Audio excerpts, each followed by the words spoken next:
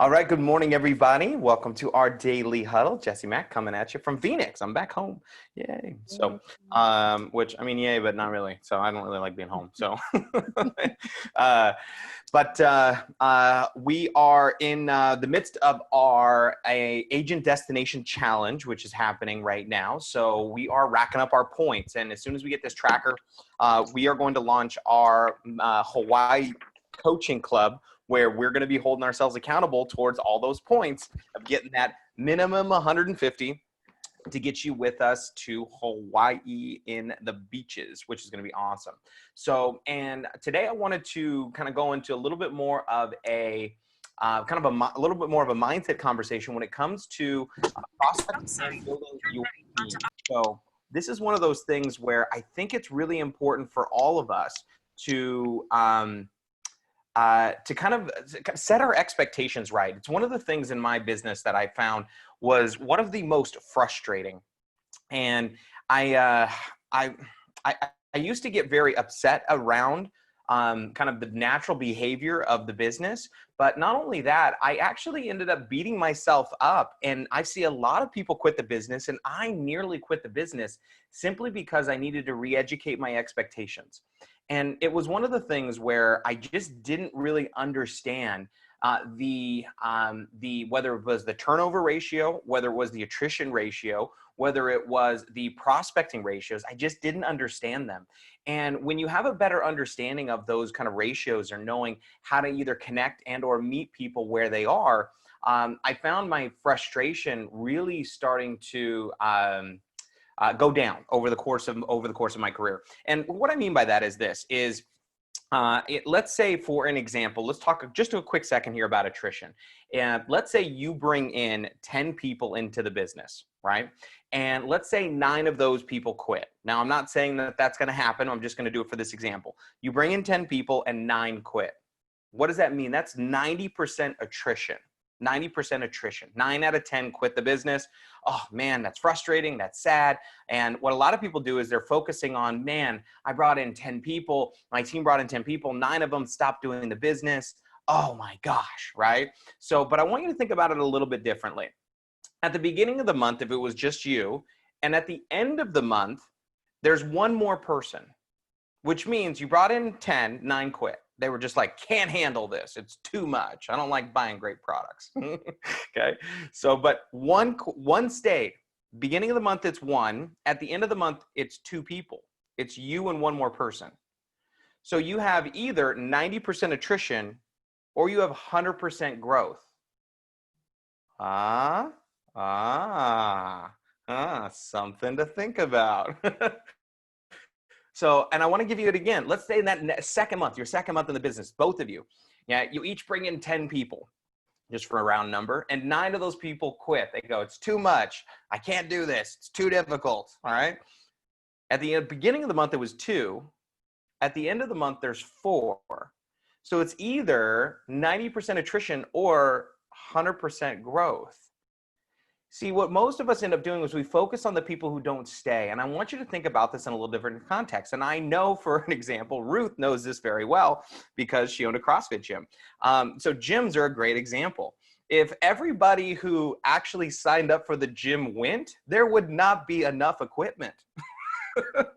So there are so many people who join who don't go. And I don't know the exact statistics, but I know they're huge. Why? Because I know for years I was one of those statistics. I had a LA Fitness membership for God knows how long. And I don't think I've ever been in LA Fitness, but the one time, oh, it's so sad. But I mean, we can go on and on and on and on. All right. So whether it be a business, whether it be this, it doesn't really matter. But I want you guys to be starting to think about this in a little context, because what I see a lot of people do is end up beating themselves up. They go, I got all these people on my team and they're not doing anything. Or I've talked to all these people and it seems like it's so difficult. And what we fail to sometimes remember is just the ratios of our business, which you're not going to change. Why does the sun rise in the east and set in the west? I wouldn't spend much time on that. That's just the way it is. So, why do so many people stop building the business? Look, I mean, I'm telling you, you know how many billions of dollars have been generated in the network marketing profession over the years? This is a $178 billion per year industry. It's bigger than the NFL. It's bigger than the movie industry, bigger than the music industry combined. So, I mean, we're talking about people that have created some incredible wealth, and you don't think that they have spent tens of millions, hundreds of millions of dollars of trying to change human behavior and change the attrition rates, because they know if they change it just 10%, what it does. There are entire companies. I have friends of mine that have created AI technology around trying to change the attrition rate, which is like trying to change the natural tendencies and behaviors of people. I'm telling you, it's like, well, how do I motivate my people? I was like, I don't know. When you figure that out, call me. We'll get rich real fast, right? So because there's this kind of natural progression, and you can't make somebody successful as much as you want to. And I know you want to. And I know I've wanted to forever. I've wanted to help make people successful. And I'm going to drag them to the finish line if it kills me. I almost died. So what I want everybody here to understand is that there is going to be, you can be an inspiration. You can be a model. You can be a mentor. But as you guys all know, that when the student is ready, the teacher will appear. Our teachers are always here, but somebody has to be willing to put in the work. They have to have their own motivation, which is their own motive for action. And so what I want to talk about is kind of the pyramid of motivation here real quick.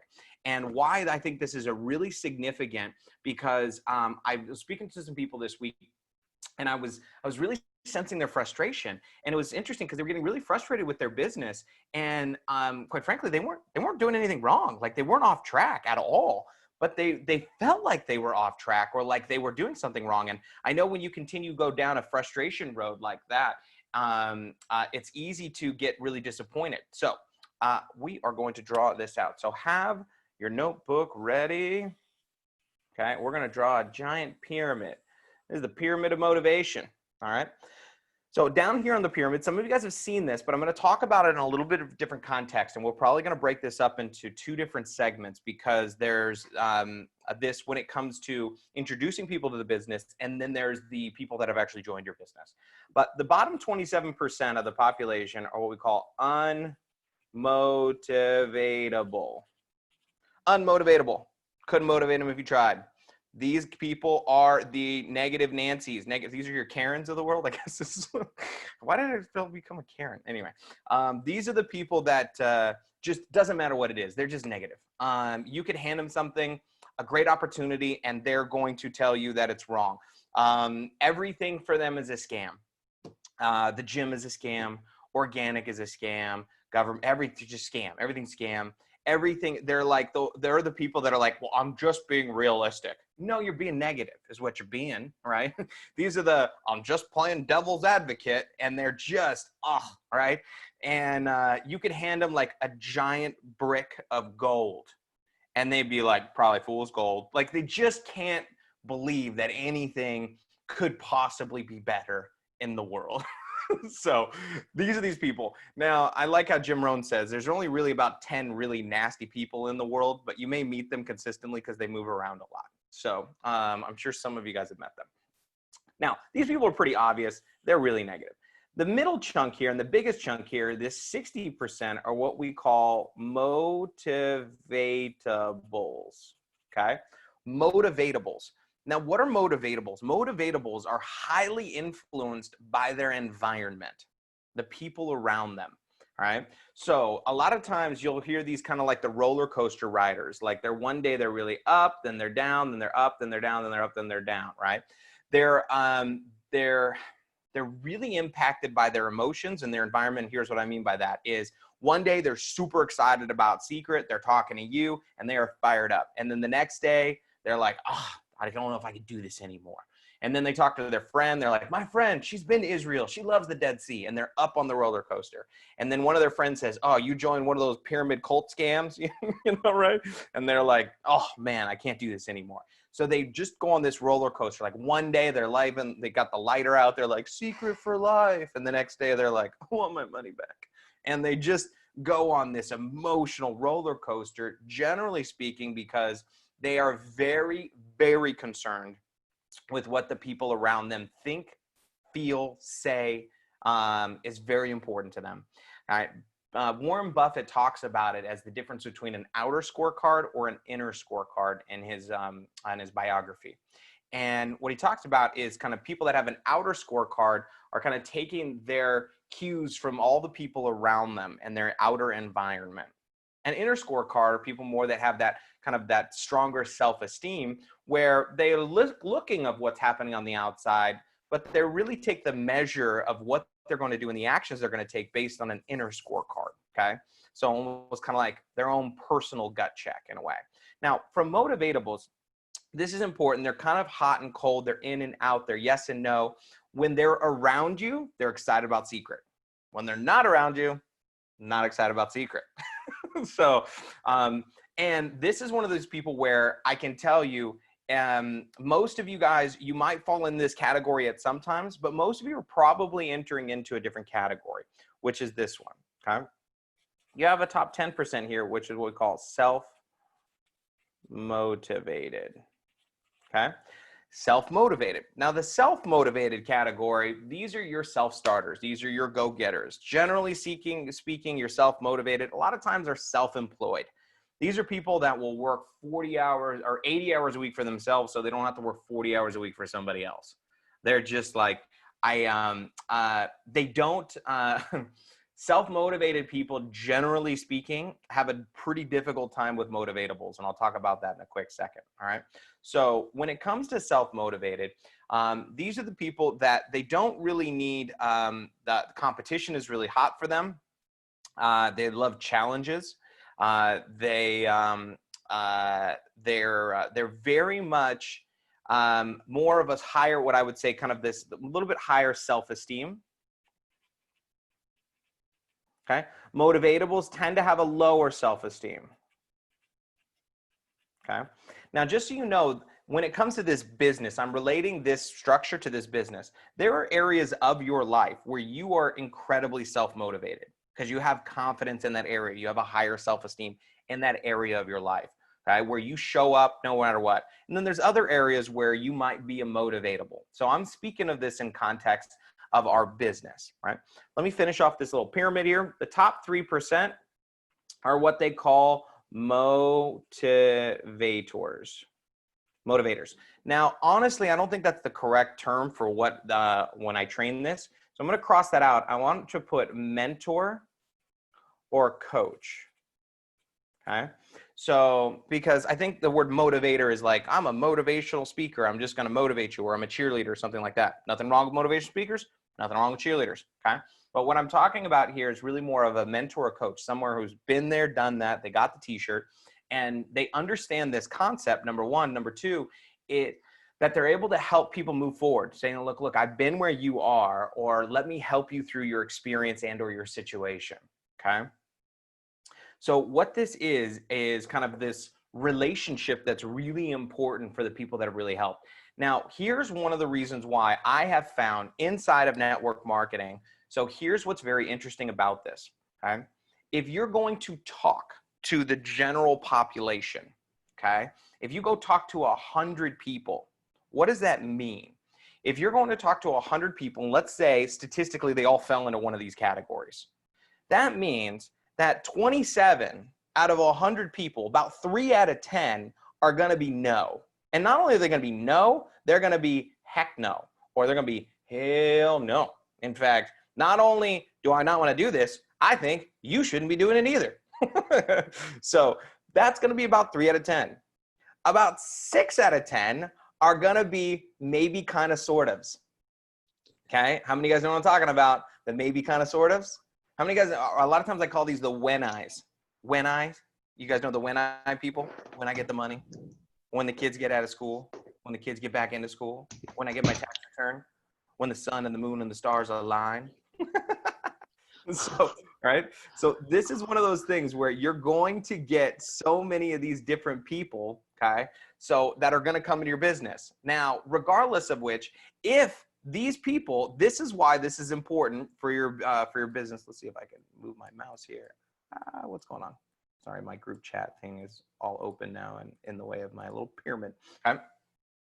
So when it comes to building your business, the people that you're going to be in contact with is how influential are you, okay? When it comes to those motivatables, those 60%ers, is going to determine what tips them really off the fence one way or the other. Because motivatables could go one way or the other. They're really influenced by their environment, okay? And what they're looking for, generally speaking, is they're looking for more comfort. They're looking for more security, okay? So motivatables a lot of times are really looking for this level of security. Now let's continue to talk through this. Let me go back to my screen here. Ta-da, ta-da, ta-da. Okay.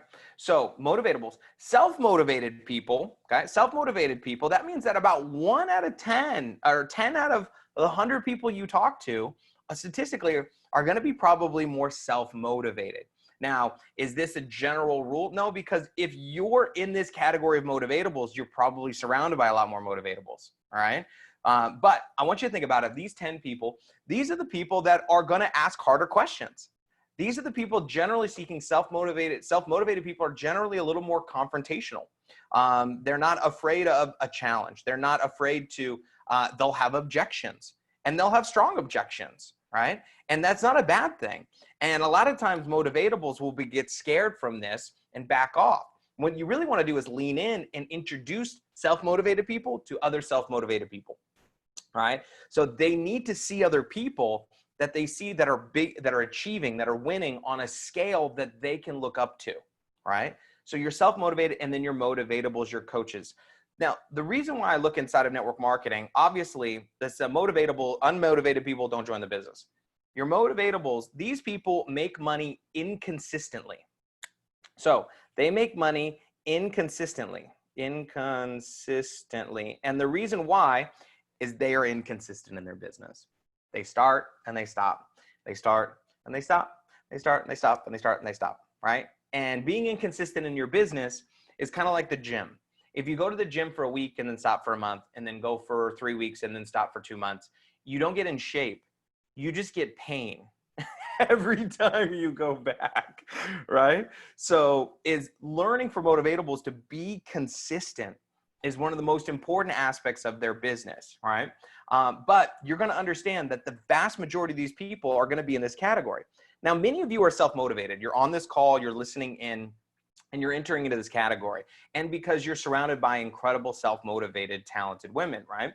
So, but with self-motivated, if you're in this category, generally speaking, self-motivated people get so frustrated with the motivatables. Like I'm talking about like pull your hair out. So this might be why I lost my hair is because of this group of people. All right. And what I mean by that is they go, I got to tell them about the call every week. Like, I mean, it's the same link. I got to remind them. I told them to make their list. Why didn't they do it? I told them to set up their Facebook page. Why didn't they do, like, come on. Like, I don't understand. I've got 3 kids of my own. I don't need 10 more children. Like why? I got all these.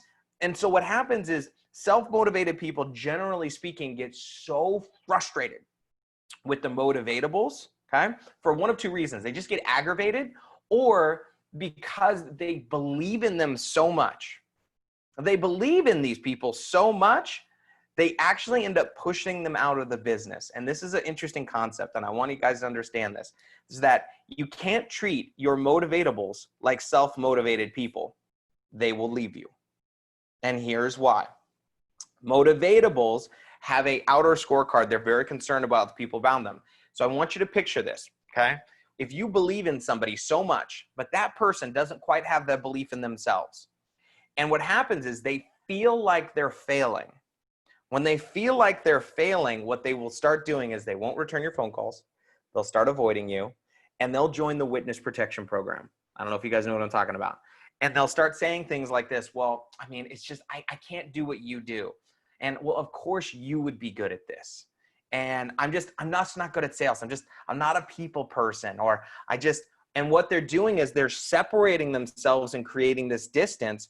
And the reason why, generally speaking, is because this pressure. Now, what we, if you're self-motivated, are going like, I'm not trying to put pressure on them. I'm believing them. I'm telling them they can do it. You can do it. Like, you know, like, come on, like, let's do this, right?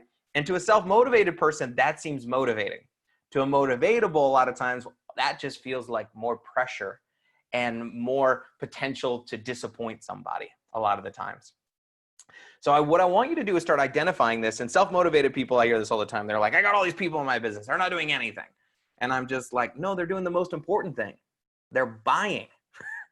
I look at a lot of my motivatables like my customers. They're customers in my business. Okay?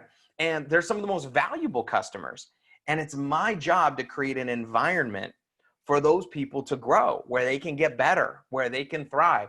So these people, they need a safe place to grow and to fail. Because one of the only places that you're going to grow in your life is a place where you feel comfortable failing. Unfortunately, adults have a really hard time with failure. Children are awesome, right? So if I could recruit like 5-year-olds into network marketing, that's all I would do all day long. Why? Because they're so resilient.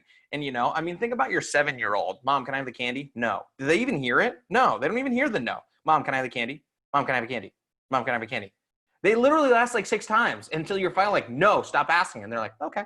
And they don't think anything about it, right? And then the next time they want candy, they ask again, right? So they ask and they ask and they ask, number one. Number two, they're super curious, super inquisitive. They're big believers, and they don't see failure the same way, right? I haven't met any child that was just, as an adult, walking around and they were like, why are you crawling? And they were like, well, I tried to walk and it didn't work out, so I just figured I would crawl the rest of my life.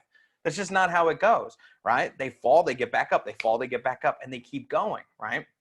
Because they haven't quite picked up this perception from the people around them.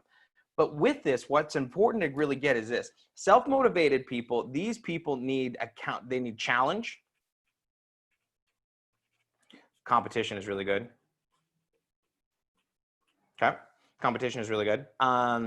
They need challenge, accountability. So these people need a kick. Okay. So self-motivated people need a kick in the ass. Motivatables don't need a kick in the ass. They need a hug. So this is this group of people. Why? Because I want you to think about it. If you are really impacted by the world around you, think about how many people in your life, if they are out there speaking and talking to people about their business, how many of the people are they speaking to on a regular basis are super fired up and super happy for them? Usually not many, right? They're usually, if they're out there prospecting, they're out there and it's like, man, my friend didn't get it. Oh, my cousin just actually thinks this is a bad idea. Oh, right? This is what they're going to feel when they're out there. So when they speak to you, they need positive in their world. They're doing a great job.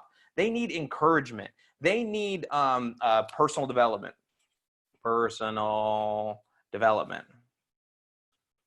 I want to help these people grow and gain that posture. Not only that posture, but that armor, you know, that you need to be in business, to be in the world where, you know, you're not kind of just flailing around by the opinions of other people. And that doesn't happen overnight. So when they speak with you, if all they're getting from everyone else is, from the majority of people that they speak to, is unmotivatables, motivatables, kind of sortas, or negative people, if the majority of those are negative and they speak to you and all they're getting is pressure, like, come on, come on, come on, a lot of times they go, it's just too much for me. So I want you to start identifying which of the people inside of your group. Okay. So I can't motivate somebody to transition from being a motivatable to self-motivated. I can provide some direction. I can provide books. I can provide training. I can provide inspiration, but something needs to happen. There needs to be a flip, a switch in someone's brain for them to go, you know what? This business isn't a should for me. This business has transitioned to a must. And that's really the difference between someone moving from the motivatable category to the self-motivated. Now, my self-motivated people, I want you to be very careful. The reason I want you to be very careful is motivatables make money inconsistently. Self-motivated people, These people can make about $1,000 a month. And if you are really talented, you might even be able to get yourself up to, I would say, 5,000. Maybe if you were silly talented, you might even be able to get to $10,000 a month being self-motivated. But what'll generally happen if you're self-motivated is you'll get burnt out. And the reason you'll get burnt out is because self-motivated people say things like this. They go, that's it. I can't deal with these motivatables anymore. I'm only going to work with self-motivated people. And the minute you say that, you can kiss your network marketing career goodbye. And the reason why is because for the rest of your career, the majority of the people that will be a part of your team forever are going to be motivatables. And what percentage of your team is going to be motivatables? People say, well, 60%. Actually, it's more than that. The reason why it's more than that is because the 27% didn't join ever, which means that if 60% of, if you take them out of 73% of the total of the join, that means about 90% of your team is going to be motivatables. Here's the reason why you see people that go out there, make 3,000, make 5,000 a month. And then you're like, man, they were making good money. How come they ended up quitting the business? And they'll say things like, oh, it was just too much work, too much overwhelm, too many people. I couldn't deal with all of the blah, blah, blah, right? You'll hear this, okay? And the reason why is because they never transitioned up to this top. The reason why the 3% make so much money in network marketing is because they have learned how to work with not just self-motivated people. They have learned how to work with the 90% of their organization. They've learned how to create an environment, a culture. They've learned how to create growth. They've learned how to nurture that group of people, okay? But the thing is, you can't treat your self-motivated people like motivatables either. Because if you just treat everybody in your team that's the same, you're going to miss it. So I'm telling you, these are two different groups of people. And I want you to think about them as almost like you have two separate businesses. You have a group of motivatables in your business, all right? And you have a group of self-motivated people. Now, right now, if you're a motivatable, what do we focus on? Focus on activity, okay? I don't focus on results with motivatables because results can be too scary. I'm just focusing on activities. Self-motivated people, I'm focusing on results.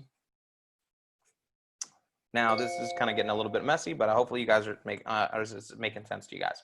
So when we're out there approaching anybody and everybody, when we're approaching the marketplace, I want you to understand that about 7 out of 10 people are going to be no or maybe sort of kindas. That's just going to be what it is. You know, people say, well, how do I change that? I don't know. I don't sign up for that class. It's just the way that it is. Why does the sun rise in the east and set in the west? I don't know. Well, I don't like it that way. Well, when you're God, you can make the rules the way you want. For now, this is what we found out they basically are. All right. Now, when I understood this and I started really getting this, what it allowed me to do is it allowed me to give myself a little bit of grace, but give myself a little bit of space to go, okay, how can I really support the people in my group with where they are in their business and not lose so many people and have this big revolving door? And tomorrow I'll go into this a little bit more, but this was one of the biggest things because I was in the very beginning of my career, I was a motivatable for my first 6 months. And then it went, I'm going to do this. And then I became what I would call self-motivated. And I got myself to $3,000 a month.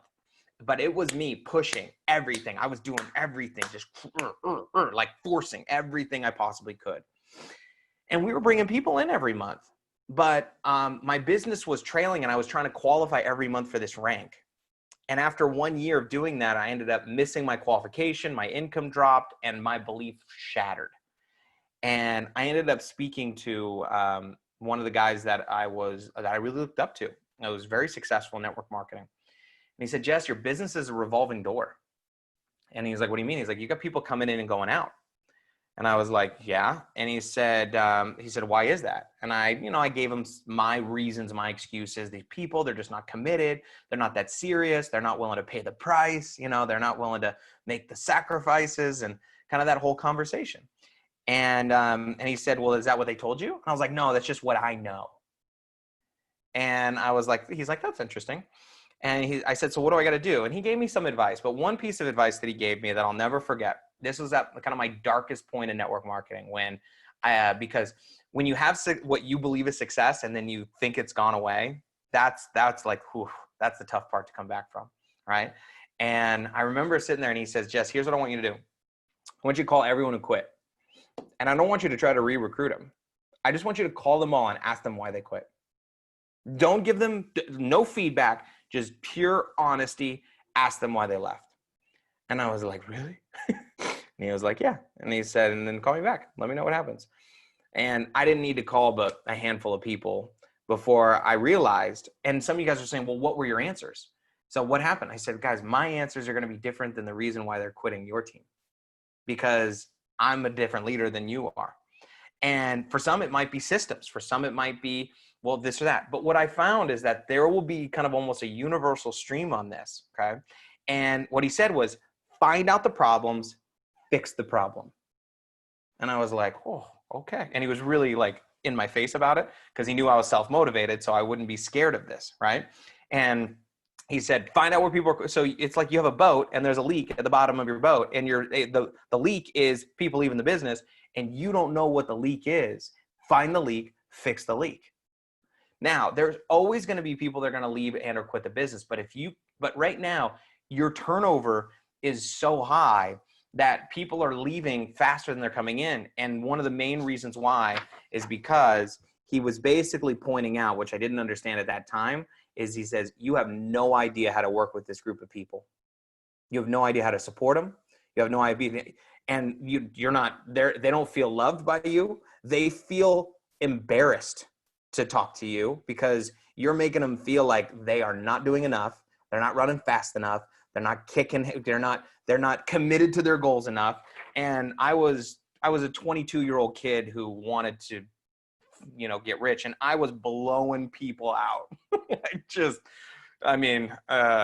So now that being said, you can't be all kumbaya and we're loving holding hands with everybody in your business, because the people that want to run fast, that need that, they need that level of training and support on a higher level too, because high results people need to be in a high results environment because they're looking to it. If they go looking around and going like, nobody here is doing anything, they're not going to stay either. So you need both of these environments. So when I do my trainings, when I do my convention speeches, when I do my conference calls, when I put together programs, when I put together recognition, I'm thinking about these two different groups of people and saying, do I have solid training for both these groups? Do I have things to recognize people for both these groups? Because I can't be one or the other, because I'm going to have both in my business and I need to support them both. And so I'm hoping this is making sense as you're bringing people into the business, number one. Number two, okay. Can people switch from motivated to self-motivated, or is it inherent? Absolutely. No. You can absolutely switch. But it's not going to come from you. It's going to come from them. And if you've been a part of network marketing for any period of time, here's the thing. I wish when somebody changes usually from being a motivatable to being self-motivated, I wish that it came out of positivity. Generally speaking, people switch in their life because of something really challenging. When the pressure is like, enough is enough. I'm no longer going to live like this. And what happens is they raise their standards. And when they raise their standards, all of a sudden life becomes different. And what I mean by that is this is why this is so important, guys. And we're over our time for today. We're going to continue this conversation tomorrow, but I just want to finish one more point on this because this is really important. So with motivatables, this is why creating a growth environment is so vitally important. This is why creating a safe environment where people is so important. Because here's the thing, I believe everybody can be successful in our business. I believe that all the skills that are required to be successful in Seacret are skills that can be learned. They're not skills that are inherited. You're not born with them. You didn't just pop out and be like, he's going to be a great network marketer. That's not how it works. These are skills that all can be learned. However, most people give themselves just enough time to fail. They don't give themselves enough time to succeed. And so they don't stick around long enough because they're comparing themselves to people that they could be like, but they don't believe that they're like now. And I want to tell you, most people's biggest fear is that, I'm not the person who's capable of being successful in the business. For some of you, you're right. The person you are right now isn't capable of success. It doesn't mean you can't become that person. And you can, and to think that you can't get better, I think is just it's like a slap in the face to our creators, to your parents, to the people around you, to let people know that you can get better. You're not just this stuck person that can't get any better. So the reason why I'm saying the growth environment here, Whitney, just kind of answering your question in a very long fashion, is this is why the books, the audios, which they seem like they're not that big of a deal sometimes, but why they're the deal of the program, because it's not what you do, it's who you're going to become that's going to attract this. And over a period of time, it's just kind of like adding a little bit of a layer of that self-esteem, that belief that I can do this each day. And I'm getting a little better, and I'm getting a little bit better. And I was like, okay, what's challenging wasn't as challenging. What was really hard wasn't as hard. And then what happens is that as you continue to grow and as your development continues to rise, what'll happen is you won't identify with the person that you are now. You'll identify as a self-motivated person. And when you start doing things that are not of your character, you'll go, that's not me, right? Where instead of in the beginning going, oh, that's not me, I'm not like that, it'll flip to, you'll be up here going like, you'll do something, you're like, that's not me, I don't do those things. And your character will it'll start to flip. And there'll be those moments. And if you've ever been to a network marketing convention, almost every speech of someone who's broke through, they always say this. It's always the same, guaranteed. And now when I go to events, we'll laugh about this, because when someone says it from stage, you're gonna look directly at me, and this is gonna happen, I promise you, where they'll get on stage and they'll be stuck at a rank for a couple years, whatever. They'll be bronze, silver, royale, and all of a sudden they'll bust through and go ruby and go diamond or whatever it is. And they'll get up on stage and they're like, you know what? My name is blah, blah, blah, and I've been in the business and I was doing this and I was stuck here. And then I made a decision. They'll say this, and they'll say it in this tone too. And then I made a decision, and then everything changed, and they'll tell you what happened. And then I made a decision. And I promise you that the next convention, someone's going to say this from stage and you're going to lose it. And you're going to look at me and be like, there it is. There it is. What was that decision? The decision was very simple. The decision was I decided to stop being motivatable. I started to be self-motivated. And that's really all it was. And people get inspired by that, because it's almost like a metamorphosis of someone kind of getting out of, transforming from kind of the caterpillar to the butterfly. Caterpillar is always meant to be the butterfly. Caterpillar was never just meant to be the caterpillar. And so people are going to go through their metamorphosis process in here. But what we need to do is we got to be okay with people being in that cocoon. And we got to love on them and protect them and cherish them and nurture them while they're in that growth process. Because if we're over here, flapping our wings going like, what's wrong with you? Why don't you flapping your wings? And they're going like, man, I might not be there yet. So it's one of the reasons why I love Seacret. It's one of the reasons why I love this community. It's one of the reasons why I love Trish and Ruth and who they are as people, because they understand these dynamics, and they understand the process is that people don't develop in a day. And I don't care how long it takes you to finish your race. We're going to be here to support you. I don't care if you're like, look, I'm the longest cocooning person in the whole world. We're going to be here when you come out, and just being like, we're going to have the biggest celebration that's ever happened in the history of Seacret when you finally, because as long as you're here, and as long as you show up, and as long as you keep working on you, all right, we're going to be here to support your process. And for each of you, it will be different. But I want you to do your best to it. That's why I use a lot of humor in my presentations, is because being in the cocoon is tough, and it's not an easy process. But the journey and who you're going to become and who you're going to grow into. I'm excited to be a part of it with you guys. So way too long of a training, but I wasn't here on Monday. I wasn't here on Tuesday. So too bad. So tomorrow we'll get into some more stuff. Hopefully this can help, but I want you to kind of start thinking about this when you're out there prospecting, when you're out there talking to people, when you're out there meeting people. So when you run into a prospect that's wishy-washy, don't just try to apply more pressure. Maybe it's not that they're looking for information. What they're looking for a lot of the times is they're looking for more security. They're looking for more safety. And just going like, hey, listen, look, we're going to be okay. We're going to get this together. You and I will take this on. All right. So how can we better support people with where they are coming into the business? And how can we better support people once they're in the business? All right. That's it for today. Trish, Ruth, anything else you want to add? It was awesome as usual, Jesse. Thank you. You're welcome, Yes. guys. Thank you, Jesse. Let's go make it a spectacular Wednesday, and we will see you guys soon. Bye.